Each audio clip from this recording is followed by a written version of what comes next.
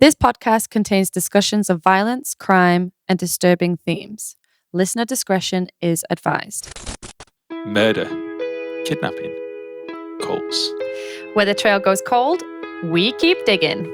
But let's be honest, we're not professionals, we're not detectives, not criminologists, and we're not even that good at puzzles. We're just two amateurs with a microphone, way too much curiosity, and a love for good mystery. We're definitely going to get it wrong. We'll probably go off on tangents, but we'll have fun. And hopefully, so will you. This is Dead Ends.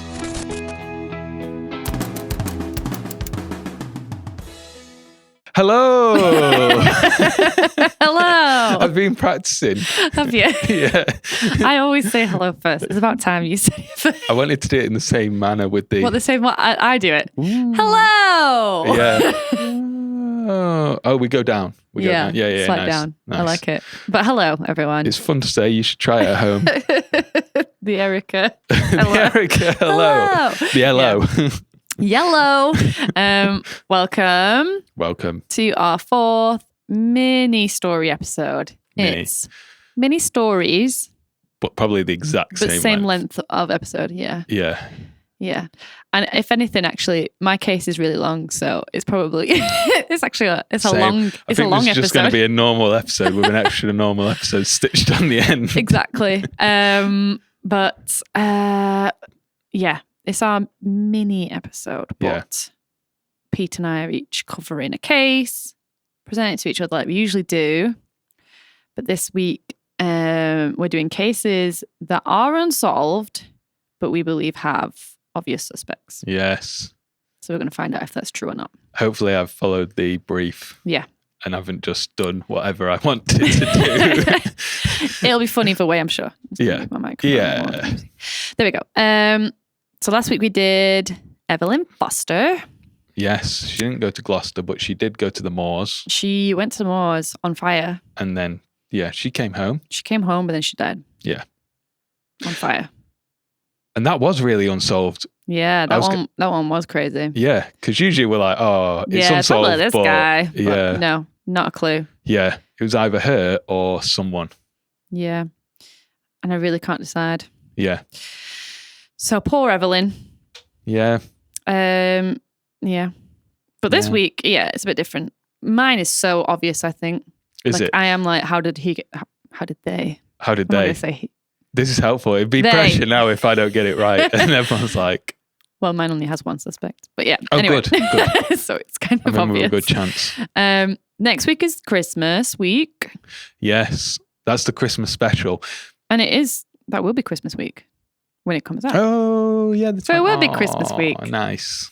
So we'll do it at my house because I've got all my Christmas decks up. Yes. With my Christmas jumpers. Oh, yeah. I have a Christmas jumper. I need to get a Christmas jumper then. I have a Christmas shirt. That'll be fine. I've got like one of those ugly jumpers. It's like one where like someone's vomited Christmas on you. Is it? Yeah. I've never seen that. It's great. So I'll wear that. Because that's the spirit of Christmas. Vomiting. Christmas vomit. Christmas vomit. Yeah. Christmas is basically everyone not really doing what they want to do, but together. Yeah. And you don't even want to do it together. No. Everyone's a bit unhappy. But that's also part of what you have to do that you don't want to do is be together. Yeah. Yeah. And that's the fun bit. I have to see so many people. Yeah. And that's just too many people. Yeah. I just want to be in my house with my dog. Yeah. People are too many playing people. Playing Skyrim in my little fantasy world. Maybe I don't talk to anyone in Skyrim. I just go down the open road. And kill them. That's it. Basically, yeah. But they have snow in Skyrim and that's wintry. Yeah, there's my Christmas. There it is. See? Yeah. So I'm in touch, even in my fantasy world. Yeah. But yeah. So Christmas, and then New Year. So we'll talk about all that next week because blah, blah, blah. Yeah. And you'll find out why it's special next week. Yeah. And we'll also find out. We'll also find out because we don't know yet. Yeah. I thought as well, because I don't know, they always say this on YouTube, don't they? But we keep doing our like and follow and stuff at the end. Yeah. But maybe people don't listen to the end, which I would not. I'd say it's highly likely people don't listen to the end. So I'm going to say it now. So we get it straight away. Yeah. Because I feel like we could just do it with a little bit of a hand. Yeah, we've got currently 49 with our socials and stuff like that. Yeah. So if you could please, if you're watching on YouTube, please like this video, follow our channel, comment, share. Thank you to those who have. Joanne, thank you. If you subscribe, Instagram. we'll get 50 followers on YouTube. Perfect. Or whatever, subscribers. That'd be great. Yeah. If 50 more, then we'll have 100. Present. Yeah. It's very hard to like. It's just hard. Instagram's the worst. Oh, yeah. It's just you and me that like him. Yeah. It says loads of people look at it and I'm like, well, it's funny when there's 4 likes, I look at who's liked and I'm like, oh, so it's you and me. And then our plus other our accounts. other accounts. I was like, no way, we've got 4. Occasionally one other person who knows us. Yeah. TikTok's okay, but again, no one follows it. People just like a video. Yeah, they just scroll, don't they? And just see what comes and goes. But yeah. It's changed how I do it now, because I used to do the same. So I have started actually liking stuff that I actually like. Yeah. Engaging in stuff. Yeah. But yeah, if everyone could help us out, that'd be great. Yeah. So let's get into them. Do you want to go first? I can go first. Yeah. Okay. I think you should go first. This one. Okay. I like this one. And maybe I did get sidetracked because I like it with the actual brief. This one is a murder. Mm-hmm. A lot of murder. But also it's very famous paranormal spot now.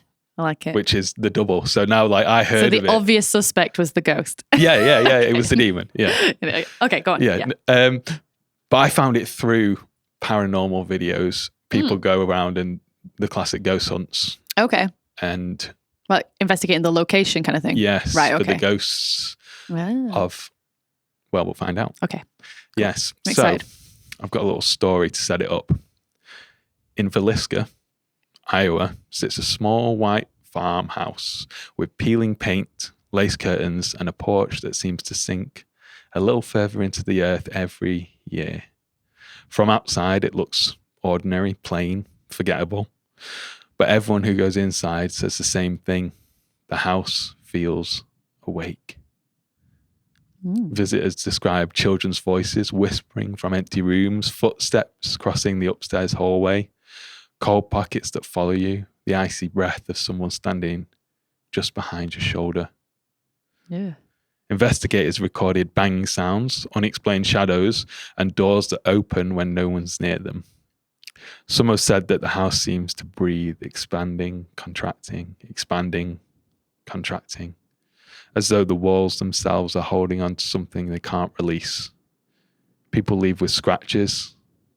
Lights flicker, objects move. More than one person has fled in the middle of the night, refusing to return. And whether you believe in hauntings or not, one thing is undeniable.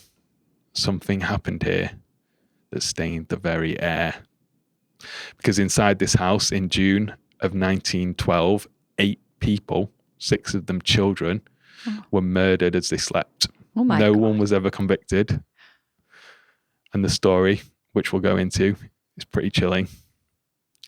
And so this house is the Villisca Axe Murder House now. Ooh, that's good. Yes. The Axe Murder House. Ooh. And they've got a big sign outside that says Villisca Axe Murder House. So it's just pretty to help you out. But it's just in the middle of like a suburb in a small American. Well, when you described it then, I thought Amityville. Yes. Yeah, it's like same kind of thing. Yeah, like but you're just like in a residential kind of thing. A bit poorer. But yeah. Okay, yeah. Neighborhood. Yeah. It's a smaller house. But is that, like in the videos I watch of like ghost hunting people, they just drive and they're on the street and it's like, oh, there it is. Here it is. Here it is. Yeah. Next to everyone else. So what happened? Okay. I've got a timeline later, but we've got the dramatic timeline, I guess. Okay. So on Sunday, June the 9th, 1912, the Moore family walked home beneath a sky full of summer stars. Josiah and Sarah, their 4 children, Herman, Catherine, Boyd, and little Paul, and 2 visiting girls, Lena and Isla Stillinger. They'd just finished the Children's Day service at the Presbyterian Church, where the kids recited verses, sang hymns. They laughed on the walk home. They kicked up the dust. Nothing out of the ordinary. So by 10 p.m., the lamps inside the house go out. And one by one, everyone goes to sleep. Josiah and Sarah, they settle into their room upstairs and also go to sleep. But they weren't alone. Yeah. Someone else was inside. So there was no sign of forced entry. No one heard any screams, no dogs barking. It just like really calm, really patient as this person's gone through the house all the time in the world with the husband's axe. So they found his axe and take this through the house. And first they go to the parents' room, kill the dad, kill the mum. And doesn't wake. This is a weird thing. So he goes, I'll do the timeline a bit, but yeah, no one seems to wake up. So then... This is really like the original Amityville as well, isn't it? Because they're that's the same. They go through. Yeah. Well, he shot them. But, was that? Okay. Good. But they were all in their beds asleep. No one, all of them. Yeah. Right, yeah. Because, they say the kids don't And they said with up. that one that they didn't, no one woke up, no one heard anything. Yeah. Right. I wonder if they were just like cowering, like the kids. Because he kills the parents first. Yeah. And to get then the kids' room, it's on the top floor. It's pretty much just like you go up the stairs, that's the parents' bedroom.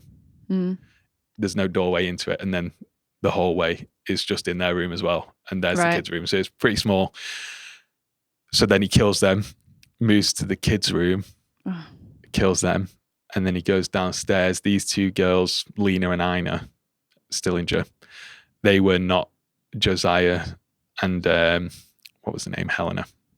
Sarah. Sarah's kids. They were just sleeping over with them. Just really unfortunately, yeah. So he goes downstairs. Sorry, is he like decapitating them? No, he's just... So... Is it like he gets multiple... the backside of the axe, the blunt side. Yeah. I think they think that's so that the blade doesn't get stuck in. Right. So he can... And he just bashes them. So he's not decapitating them. Just literally like... Mashing them. Oh, yeah. Gosh. Okay. But then, so he kills everyone. Yeah. But then afterwards, he goes around and he covers all the mirrors and the windows with like drapes and clothing. That's not a good sign. No. He then drapes like bed sheets over them all. Yeah. He then cooks a plate of food. And I think it's like 50-50 whether he actually ate it or just he left some of it. Right. But he's cooking. He washes his hands in the sink. And then he does some other stuff, which I'll go through that in the timeline. Pretty weird. Yeah. The other stuff gets weirder. Oh. Yeah. Okay. Yeah. Oh no. And then vanishes. Right. And so that's the story. Right. That's really bizarre. It is bizarre. Okay. Yeah. Okay. Yeah, I'm with you. Literally. It's so weird. And so, yeah, there's basically one family. Plus these two extra kids. Yeah. So the Moore family, they were pretty well respected. They say like hardworking. There's stuff that everyone says after someone's been murdered. Of course. Joe Moore, 43. He was a businessman. Yeah.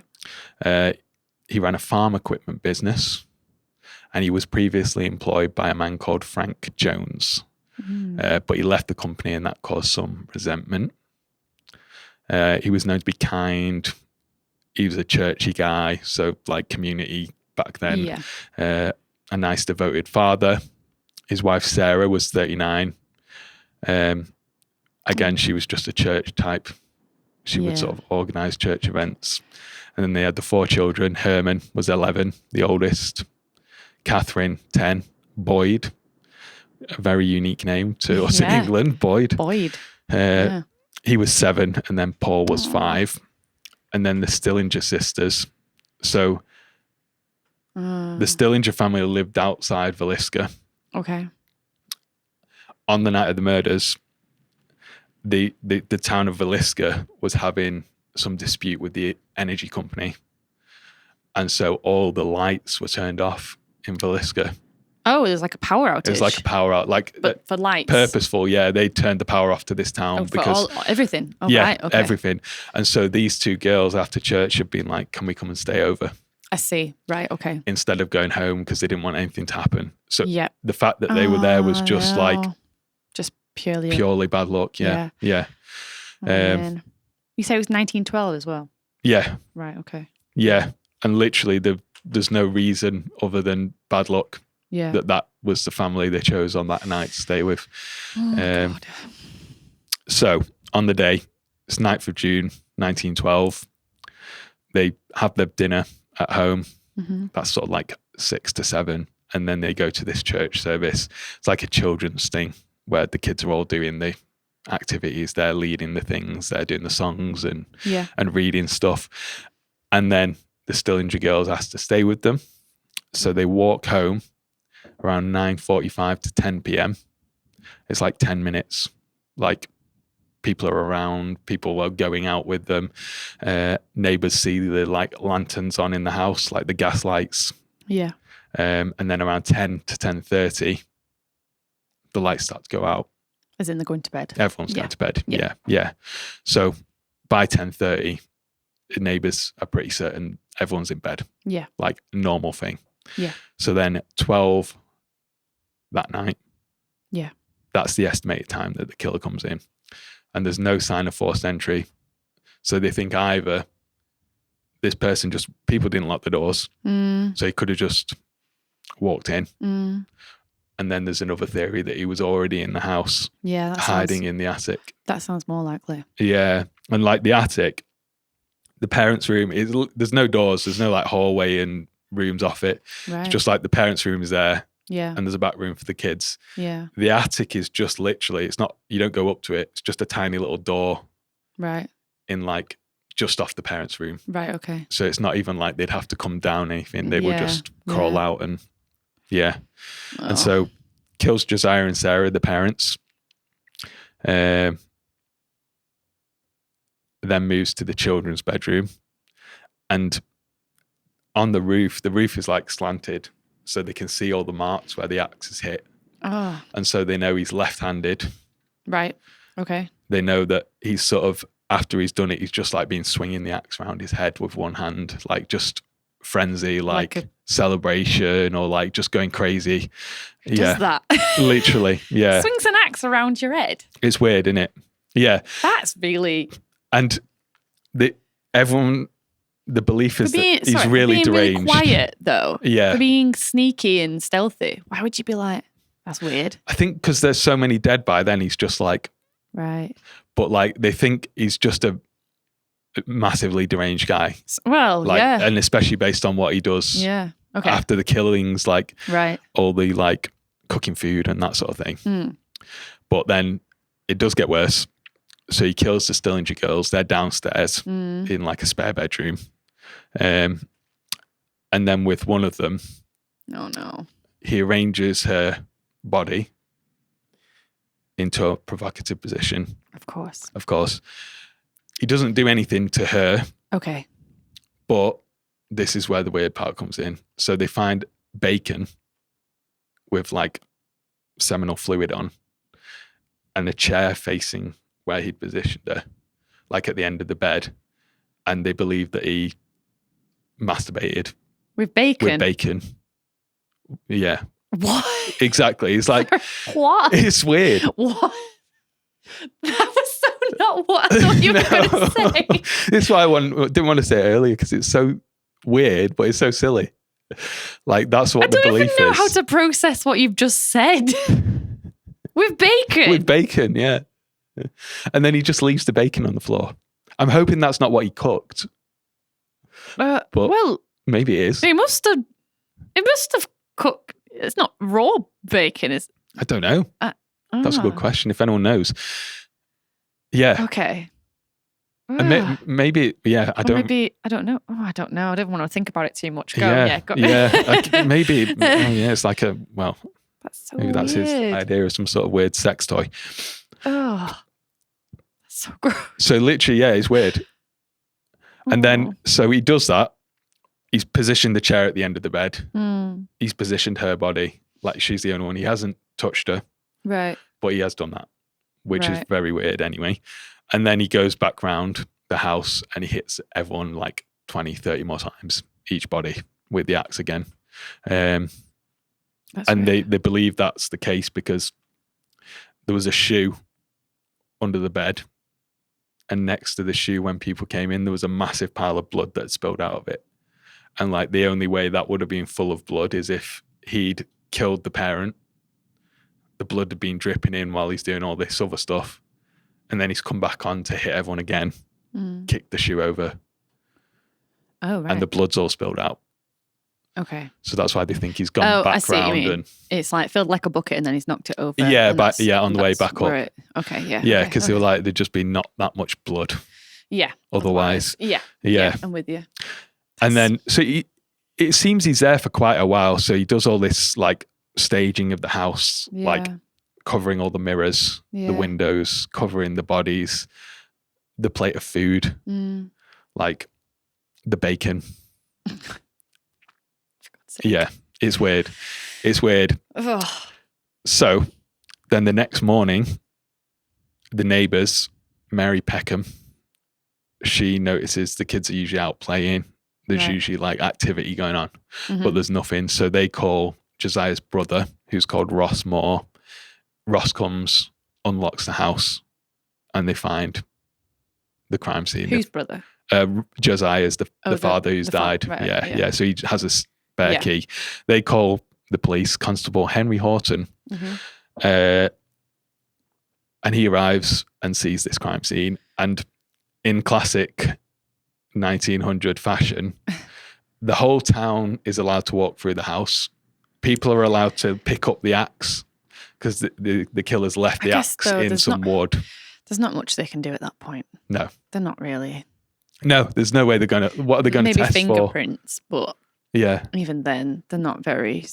Yeah. No, especially in a small town like. But still, come on, it's just the worst. Yeah, and then the doctor arrives around 10, and he places the time of death just after midnight. Right. Just based on the food in the stomach and things like that. Right. And then they start investigating. So.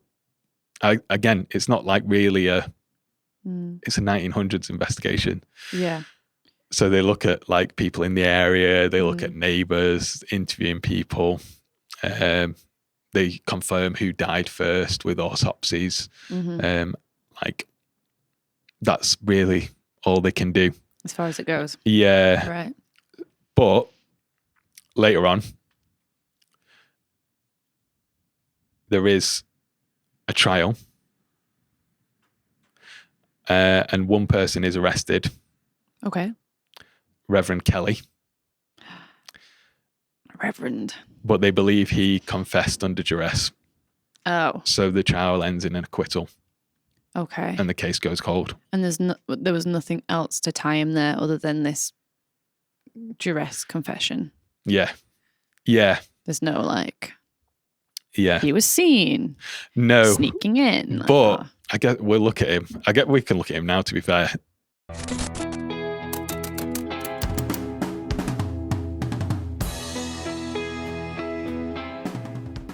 He was at the church that night that they were at. So he's a traveling preacher. Okay. He's about 5'2", they say. Left-handed. Right. Like the killer. I keep doing that. Every time you say left, I go right. Left, right? No, left. Okay. He has a history of mental illness, including hallucinations. Okay. He's known for sort of voyeurism, sexual misconduct. So it's not looking good at all. Yeah. Why is he in the church with kids? Yeah. Exactly. Hello. Exactly. It's an easy question, that, isn't it? And so also on the morning that they've been murdered at 5 a.m. So they've just been murdered. Yep. 5 a.m. he leaves on the first train out of town. Which is out of character? No. Oh, because he's a traveling preacher, but he did reportedly say to other passengers on the train, they're going away, and he points away and says, there's 8 souls left there. Oh. And then 8 souls left there in Villisca, yeah. And that's how many people died. That is bizarre. It is bizarre. Okay. And then he's returned a few weeks later and he started writing letters describing the details of the murder. But he's not had any information about it? No, but again, everyone's seen the crime scene. So it's suspicious. But But how much has he got from other people? Yeah, Okay. yeah. So it's hard to know, isn't it? Mm. So on the day we know he's in Villisca, he was at the same service they were. Yep. So he's seen the kids. He later confessed, and his confession, he says that he saw a shadowy figure give him the axe, and he heard a voice from God. In the Bible, there's a bit that says like God showing Peter these animals which Jewish people aren't allowed to eat, and he's saying, actually, now you can eat these. That's why like Christians eat whatever they like. Right. And after he's been given this axe by this shadowy figure, he says he heard a voice from God saying, Peter, slay and eat. Right. So he's like, I heard this voice tell me to have this axe and kill these people and eat them. Which there is a meal prepared. There's bacon. Yeah, he does a lot with that. And he gives a lot of details about the crime scene. And the last thing that he has been convicted in the past for sexual deviance. Right. So he's a dodgy looking guy. It really doesn't look good for him. No. Okay. No. And a lot of like the focus on him and why people like him for it is that like it was so crazy. Not just the murders. Yeah. But the fact that then you've spent all this time like covering mirrors, making food, the bacon thing. Yeah. Like it must have been someone who's like mental. Or like in some way not quite with it. Okay. It's so weird. It's weird. Okay. It is weird. Yeah. So is there other suspects? There are others. Yeah. Okay. There's I guess two more. Mm-hmm. There's one's like a theory of someone else's that is interested. I mean, it looks like it was the priest, but yeah, go on. Yeah. Reverend, sorry. So there's Frank F. Jones, who was the guy that the father worked with in the past. Right. He is another businessman in Villisca. Mm-hmm. He's also the state senator. Oh. So he's a very wealthy man. Yeah. Okay. Josiah worked for him. Mm-hmm. And when he left the work for Frank, so Josiah leaves Frank and he took the biggest account with him, the biggest client.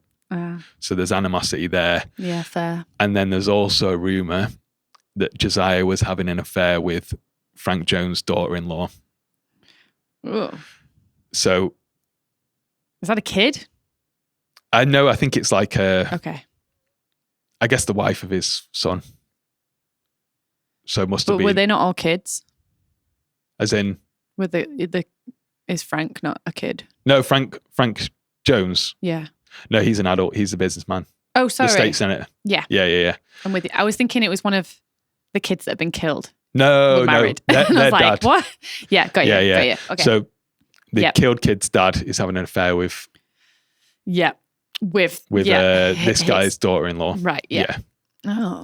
So there is a feud.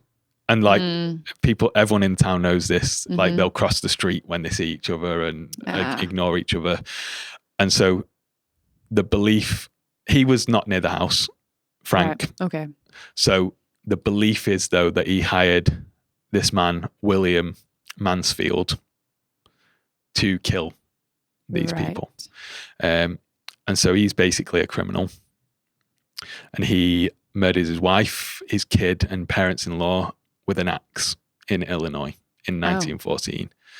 He's linked to other axe murders as well in like the 1910 period before he was sort of arrested.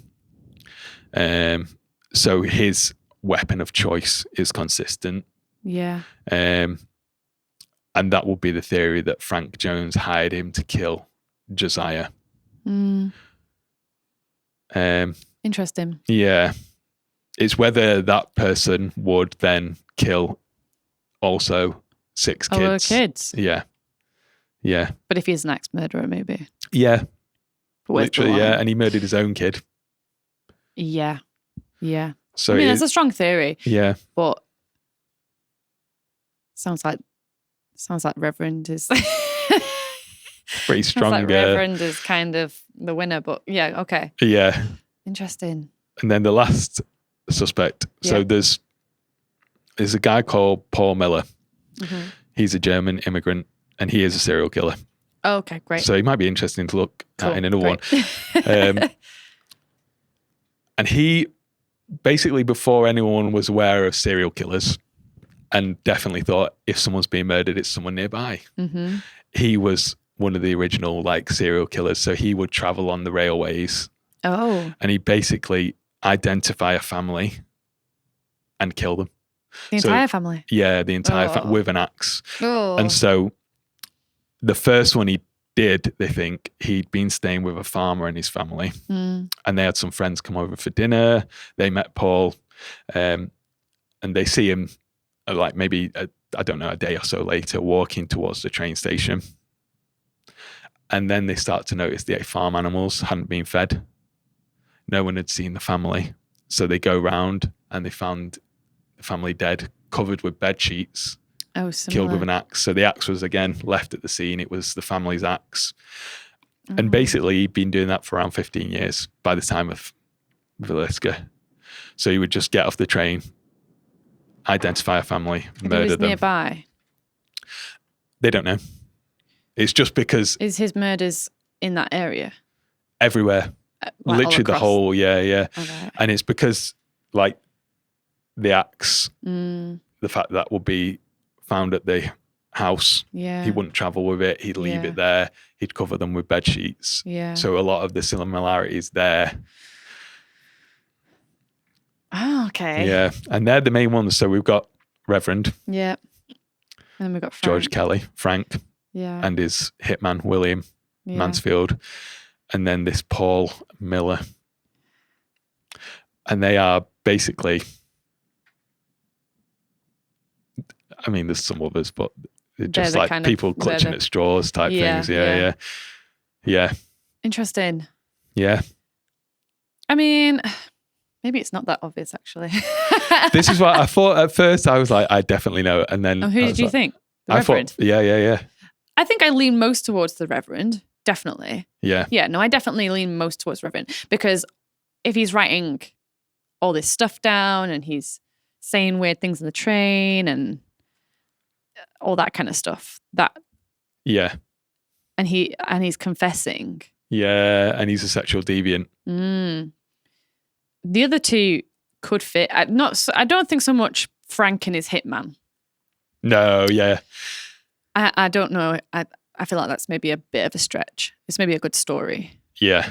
The serial killer, possibly. Yeah. I feel like at that time, there's loads of stories about that time with people with axes.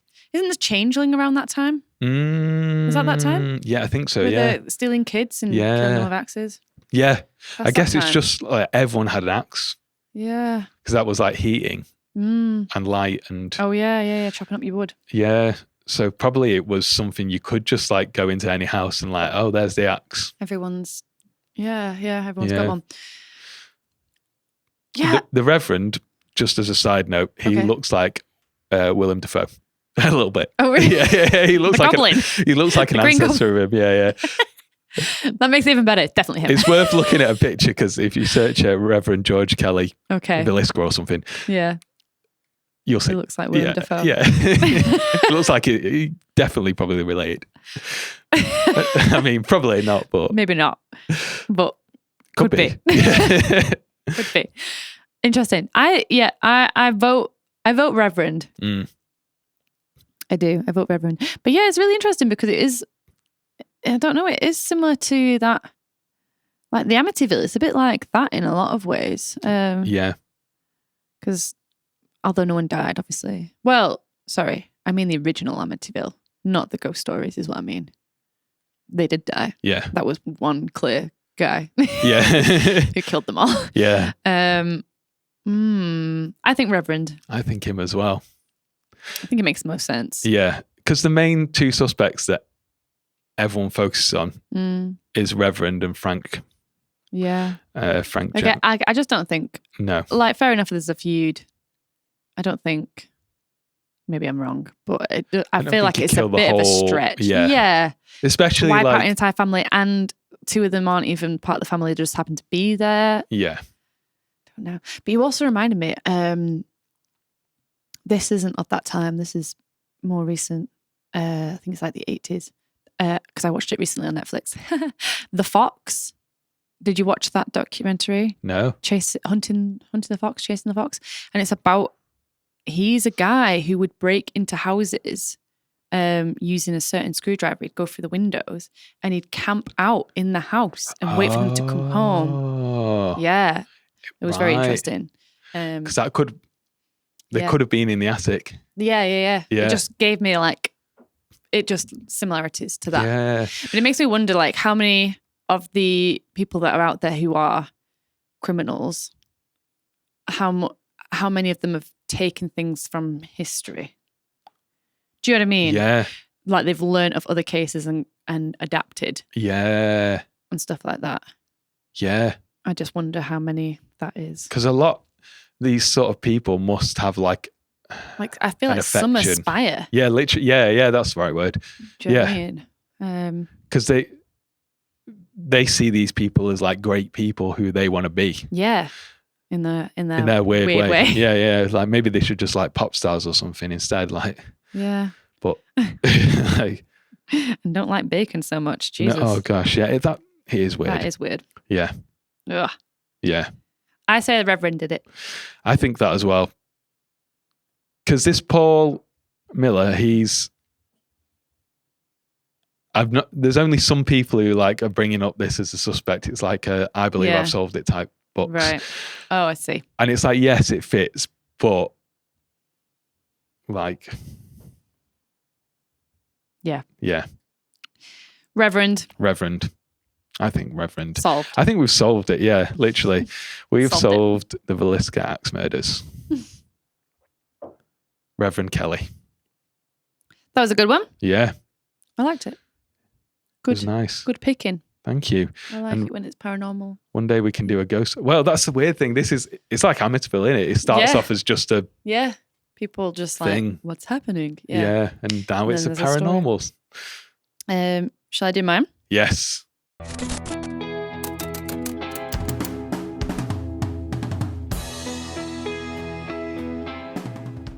So on the 28th of July of 1986, it was a perfectly normal Monday afternoon. The people of Fulham in West London went about their days as they usually would. But for Suzie Lamplugh, this would be the last day that anyone ever saw of her. This is the mysterious disappearance of Suzie Lamplugh. So Suzie was born Susanna Jane Lamplugh on the 3rd of May, 1961, which makes her 25 at the point of her disappearance. She was working as an estate agent at Sturgis Estate Agents. I feel like I'm doing a lot of sisters, sorry. and was considered by her colleagues and friends as bright, ambitious, endlessly capable. She was socially thriving and building a really strong reputation at work. Should be a very good real estate agent then. Just smashing it. Yeah. On the morning of Monday, the 28th of July, 1986, Suzie went into the estate agent's office as usual, ready for a day of property inquiries and viewings. And at some point that morning, she writes down an appointment in her diary that says, 12:45, Mr. Kipper, 37 Sherrolds Road, OS. And the OS means meet outside property. Oh. Just a little abbreviation they do. But there's no first name, there's no contact details, just a surname. Mr. Kipper. Mr. Kipper, right. Kipper. Yeah. So just before 12:40, she collects the keys for the property, grabs the company car, which is a white Ford Fiesta, and she heads towards Sherrolds Road, which is a residential street only a few minutes drive away. She leaves her handbag behind at the office, but only takes her work diary, the house keys, and a small purse. Now, when she's at the property, we don't know what happens, but there's a load of witnesses that have come forward. So I'm just going to go through all the witness statements kind of like in chronological order. Nice. Okay. So at 12:50 p.m., a witness walking past the house saw Suzie at the gate of the property appearing to wait for someone. Then 10 minutes later, another witness who owned the house next door heard someone leaving the property that was being viewed and saw Suzie and a man leaving the house and looking back up at it. Around the same time, another witness who's also walking past the property said that they also saw Suzy and the man leaving the house, stating that the man was holding a champagne bottle with ribbons tied around it. The man was described as a white male aged between 25 and 30, dark complexion and dark hair swept back. He was immaculately dressed in a dark charcoal suit and was described as a public schoolboy type. I don't know what that means. Just like a... Oh, yeah, no, I do know what it means. I don't know why I said that. Frat boy type. Yeah. Just like very fresh. Yeah. And they said that he may have had a broken nose. Oh. They weren't from his antics with cocaine and but they hookers. weren't public schoolboy system. But they weren't fully sure. Witnesses also reported seeing the pair getting into a car, and the neighbour reported that he believed the couple were arguing before getting in. Another witness says that they saw the couple arguing in the area between 2 and 2:30, whilst another witness stated that they'd seen Suzy driving erratically from Sherald's Road, arguing with the man in the car, causing the witness to swerve to avoid a collision.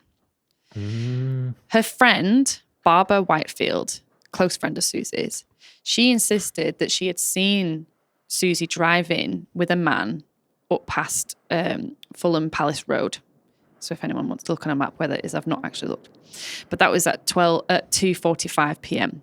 Barbara waved to Suzy as she cycled past, but Suzy was too busy talking to someone in the passenger seat and didn't see her.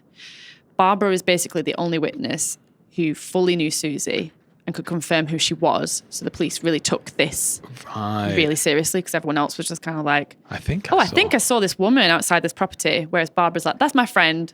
I've waved at her like I knew it was her. Yeah. And she's gone. I think she also recognised like the car and stuff as well. Right. The estate agent's car. Yeah. The white Ford Fiesta. So back at the office, 3:30 comes around. Suzy hasn't returned. And her fellow colleagues are obviously like, this is concerning. At 4:30, they decide to go to the property to check if she's there. And obviously, she isn't. Yeah. And by 5:30 p.m., they report Suzy missing to the police.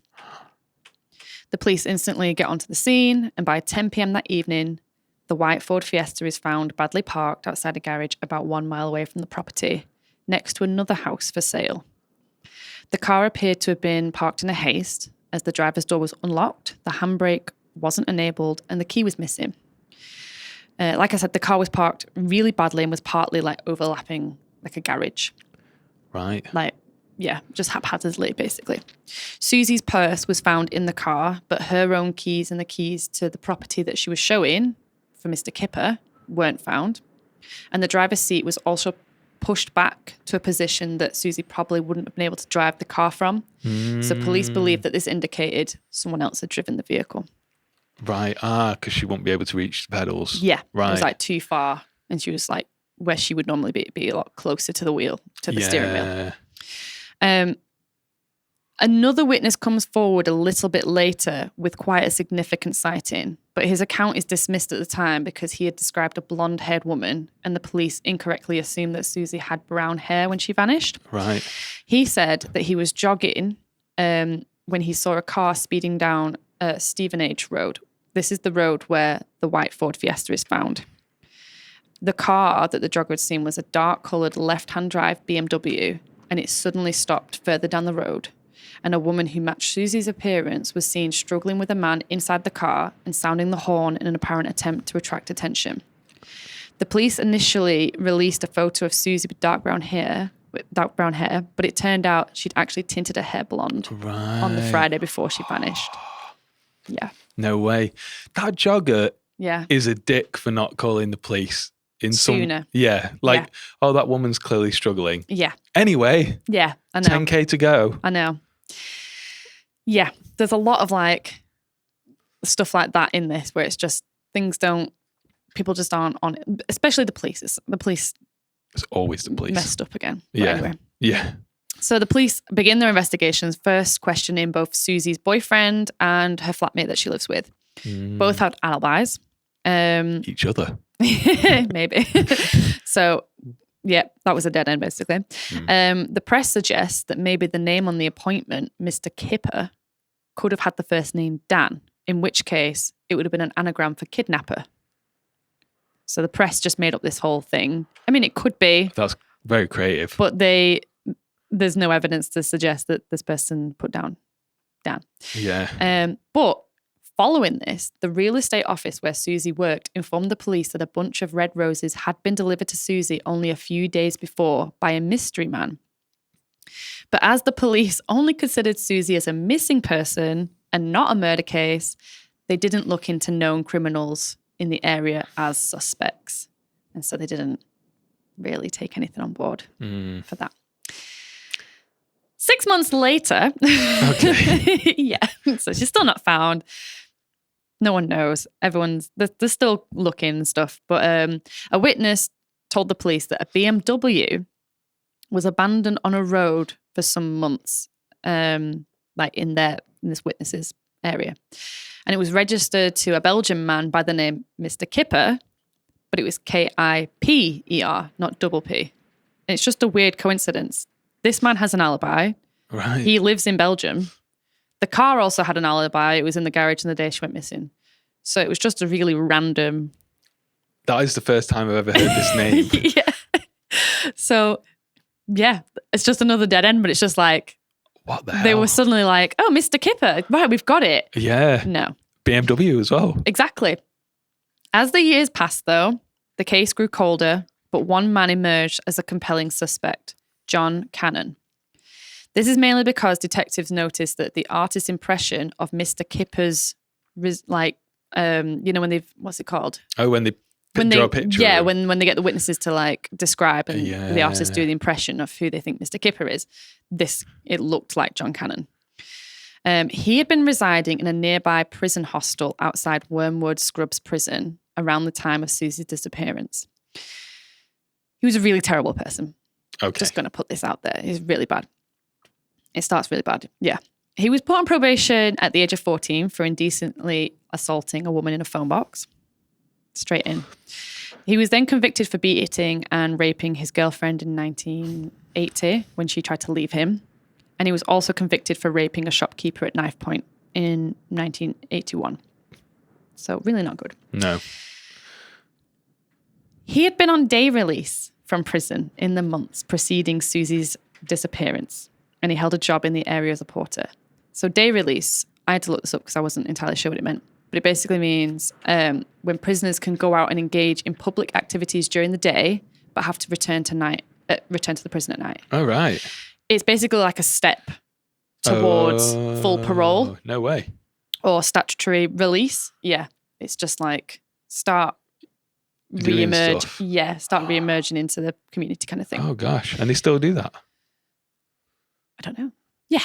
They must do. I think so. Yeah. Yeah. No way. Yeah. That's what I like. So he was on day release. Well, you like it right now. I don't think it's not worked well here. No. Cannan was known for his ability to attract women, and in the weeks before Suzy disappeared, Cannan told other inmates and workers at his porter job that he was regularly visiting wine bars in Fulham and had recently met a new uptown girlfriend called Suzy. It's confirmed that Suzy had visited some of these wine bars, including one located opposite from her office. Cannan also frequented a pub in Putney, and it's confirmed that Suzy had visited on the 25th of July, which is the same day that Cannan was released from prison, and only 3 days before her disappearance. So they were both in that pub on that day. It's confirmed that he visited all these establishments, and also that he would deliver roses to women as a romantic ploy, as well as tell people he was interested in buying properties in the area. Oh, gosh. Oh, gosh. Yeah. Jumping ahead, in October 1987, 15 months after Suzy's disappearance, Cannan abducted and murdered a 29-year-old woman called Shirley Banks from Bristol. He held her captive in his flat for 18 hours before killing her and dumping her at a random site. In his dark BMW was found an imitation handgun, handcuffs, and a tax disc for Shirley Banks' car. He also attempted to rape 2 women in a shop 3 weeks later after driving to the shop in his black BMW, as well as he tried to abduct a woman the night before he took Shirley Banks. It's also been confirmed that he'd been visiting wine bars in Bristol to search for his victims. When he is arrested, shortly after, the police find Shirley Banks' Mini hidden in his garage, like a mini car. I read it wrong the first time when I read it. I was like, a mini car? And then I was like, oh no, they mean the Mini. The toy car. I know I sound really dumb right now. It's fine. Right. And it had a false number plate on it reading SLP 386S. The police considered that this license plate might point to Suzie because SLP could suggest her name, like Suzie Lamplugh, and 86 could be the year that she vanished. Right. So they questioned Cannan if he understood the significance of this number plate. And he replied, oh, it could be seen as a reference to Suzy, but the detectives hadn't brought up Suzy or suggested that it could be that. He just came up with that. All of his own head. It goes guilt. Yeah, it goes further. He claimed that he'd purchased the car, the Mini, from a Bristol businessman who was responsible for the murders of Shirley Banks, Suzie Lamplugh, and another girl. Just off the cuff, he just says that. And that man was in a great deal of trouble. Even though the police knew that Cannan was known for pretending to be a businessman from Bristol in the public. Like that he would regularly pretend to do that. Right.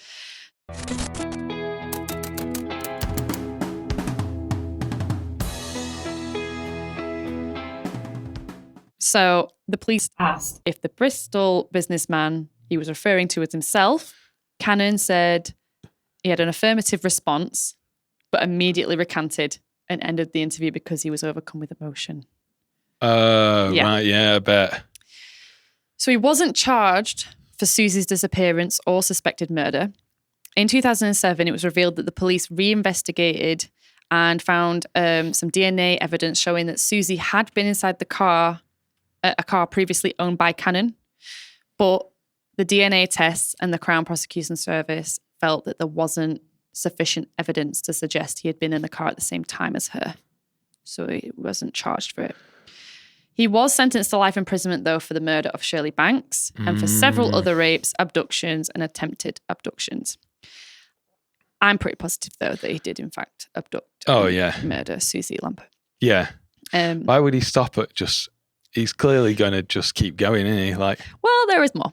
Oh, no. But yeah, the police really dropped the ball here. They didn't look at any recently released sexual offenders when Suzy went missing. And he was one of them. Yep. Oh, 3 days before. Yeah. They'd been given a tip by Suzy's parents about a man from Bristol that she'd been talking about. John Cannan had access to the black BMW. In prison, he had a nickname of Kipper. Ooh.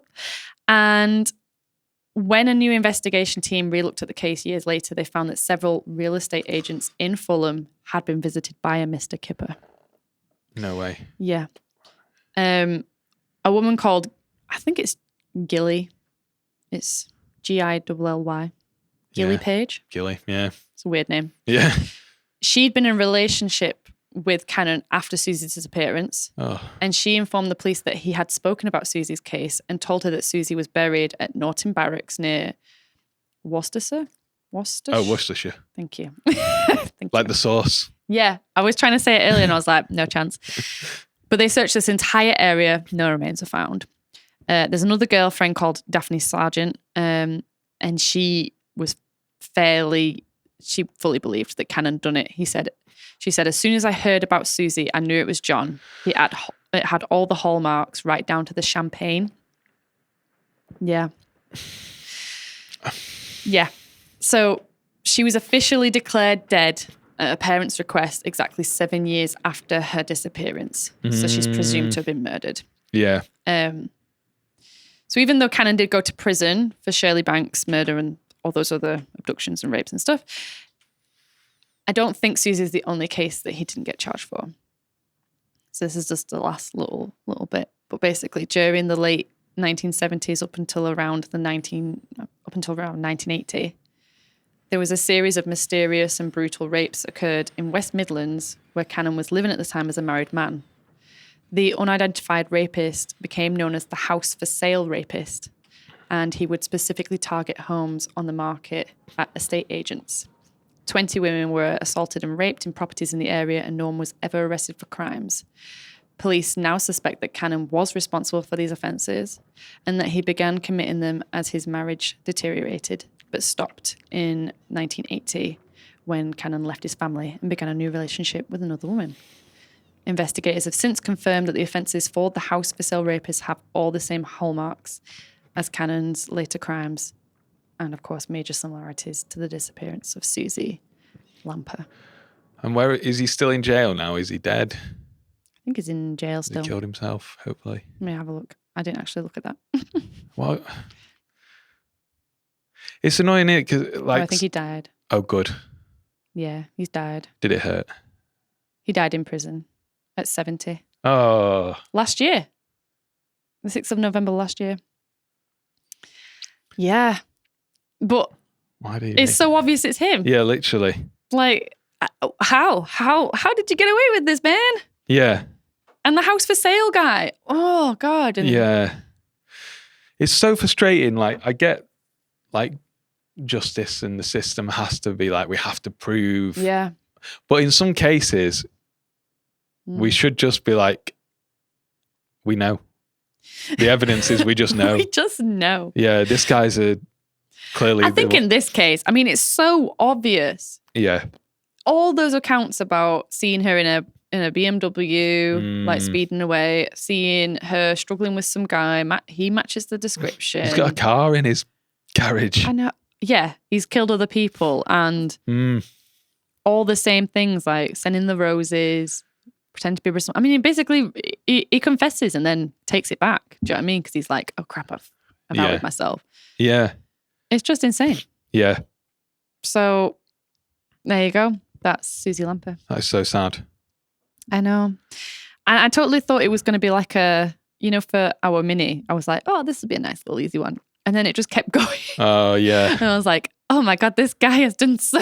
Literally, if it was just one, like, yeah, in prison, okay. Because I was just like, oh, it just says that he looks like he's done it and this stuff. And then I clicked on him and obviously it was like, oh yeah, that he's suspected. He's done loads. Like if you check him out like on Wikipedia and stuff like that or, on the news sites and stuff, there's loads. They just never stop this sort of people, do they? Like he's done, yeah.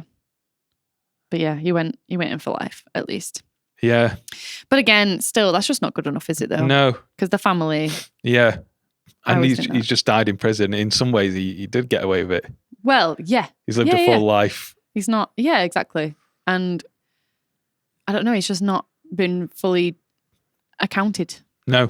He's not taking the full responsibility. And that's why he's got away with it so many times. Yeah. Like for most of his life, he's not been in prison.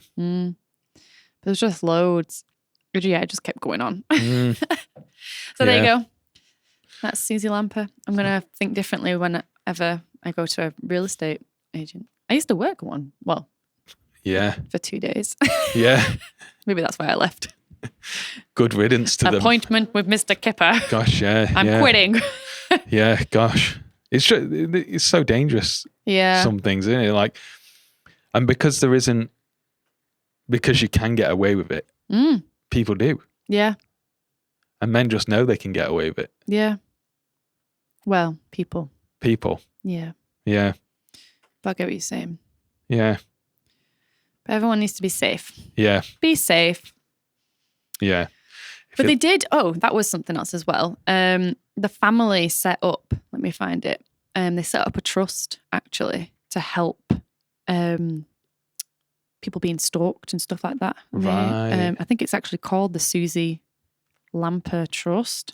Right. Yeah. Deliver personal safety and lone working stalking awareness training to organisations across the UK. Yeah. So that's really good. That is good. Help employers reduce the risk of harassment, violence and aggression towards their workforce by training employees on how to effectively assess and mitigate situations that can lead to aggressive or violent behaviours. That's a long sentence. It's still going. Oh. I'm not going to read it all. But yeah, well, that's so good. they did, yeah. Yeah. Trying to do stuff. Yeah. But that is just... It's a lot. Yeah. But I find it, I mean, I was trying to think like, I wonder what, how it happened. Because obviously she's gone to this house. He's obviously been a creep. I reckon that he's kind of said, "Oh, I want to see another house. Can we go and look at this one?" Yeah. Potentially. Although she wouldn't have had the keys for it. Yeah. She would have had to go back to the office to get the key. So, but they said that they were struggling in the car. Yeah. So who knows? But he's driven her to this place, got her out, got her into the BMW, gone. And I'm presuming it's probably similar to this other He's Shirley. kept her alive. Yeah. Put her in a flat. Yeah. Yeah.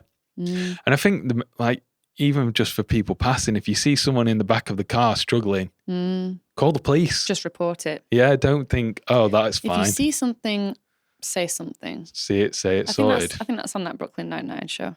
Yeah. If you see something, say something. Yeah. Come on and party tonight. It's That's what we catchy need. and it's true. It is, yeah, it's true. See something, say something. Yeah. And be safe yourselves because If it's too I am good. so free. I'm. You know what? I know we've got next week and then we've got like 2 weeks that we're taking off. I need it. Yeah. I am so freaked out by murders. It's getting to me. Yeah, because basically the whole week's full of murder now. It's that. And Pete and I have been watching the new Welcome to Derry show, the spin-off, basically. The super prequel. Yeah. Like 27 years. Yeah. Before the movie kids, set for it. And it is terrifying. It is. It gets better and better every episode. The guy that plays Pennywise, though, is so good. That Bill Scarsdale, his face. Yeah, he just does it so well, and it is terrifying. Yeah. But like the other day, I was home alone with my dog, Betty, and we were in our kitchen.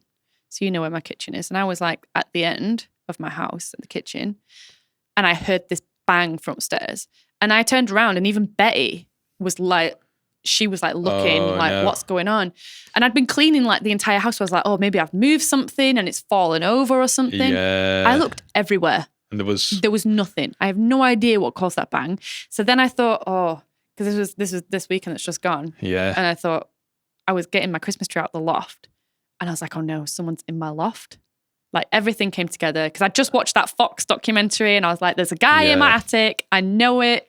Yeah. So then I had to phone Jonathan and be like, can you just be on the phone in case there's someone in the attic? Yeah. So you can phone the police. And he was like, no. Oh, he was in the attic. Yeah.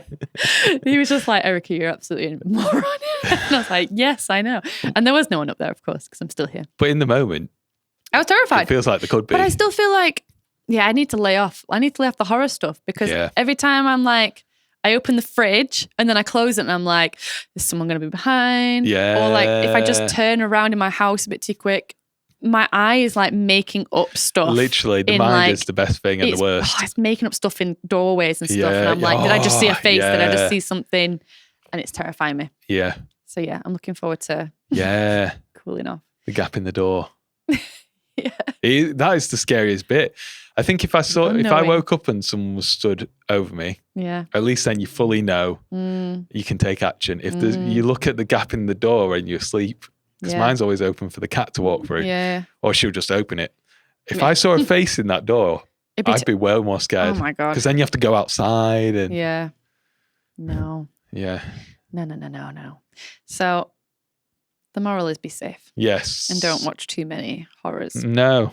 Unless it's this podcast. Unless it's this. Watch it all again. We won't listen to it all again. We won't scare you. No.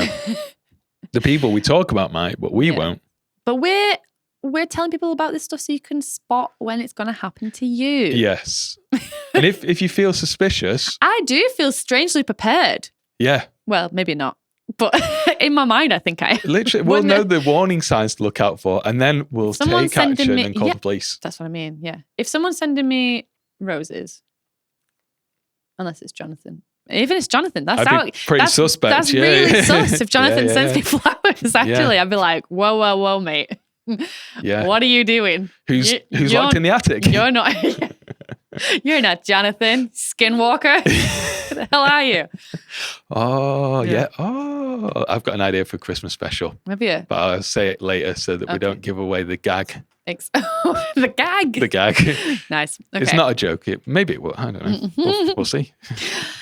Oh, what have I got on my ending? What do I always have? Oh, we've already said about following, but let's say it anyway again. Yeah, if you watched it all the way to here, thank you so much. You're a legend. Please like the video. Please subscribe. Please click on stuff. You'll pretty much be doubling our likes and subscribes if You will. one person do it. If you've got Instagram, please follow us and like those things. If you don't have Instagram, get Instagram and like and follow us. Yeah, and you probably have Instagram.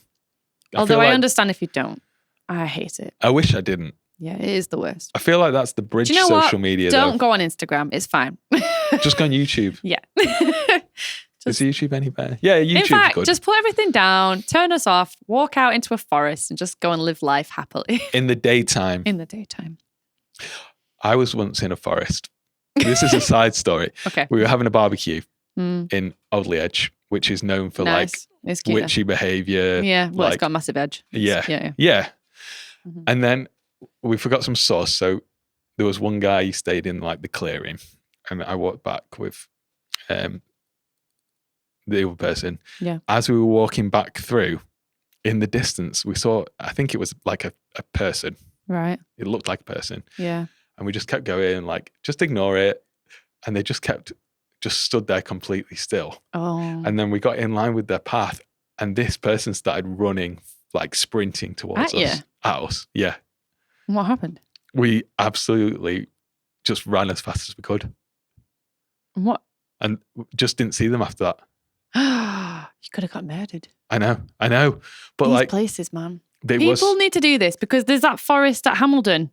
Yeah. And there's been a few times where I've seen people, they're not on the path, they're off in the thick. And I know we go off on the thick because we take our dog Betty off the path so other dogs can go past because she'll try and eat them.